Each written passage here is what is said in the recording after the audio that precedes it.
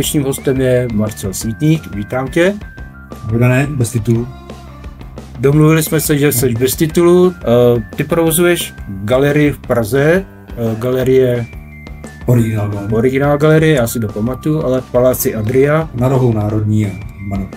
Na mě to hodně zapůsobilo, je to velice krásná budova, krásný prostory, je to tam úžasný, je to pro mě čest, že tam můžu vystavovat a chtěl bych se zeptat, proč jsi začal vystavovat nebo dělat výstavy v Praze nebo vystavovat obrazy neznámých umělců? To je hrozně jednoduchá odpověď, protože moje zaměření je to, že galerie a galerista má především objevovat.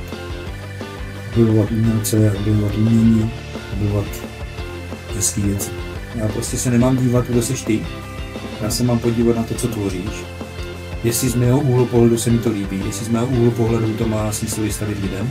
To byl ten prvotní spouště, když jsem si řekl, úplně to byl ten prvotní, když jsem říkal, tyjo, takhle galerie pro mě nemá být. A to jsou věci, které přeci by proto neměli hrát, jo? Jenom trh a jenom lidi ukáží, jestli to umění se líbí, nelíbí. A zase, někomu se líbí holky, někomu vdolky a tak je to umění. Jasně, ono už to slovo autodidakt, to už je jako nějaká diagnóza, myslíš, že jo? Jo, my to taky tak cítíme, no, ale ty jsi jeden z mála umělců, kteří opravdu žijí tím uměleckým životem a ten není zrovna jednoduchý.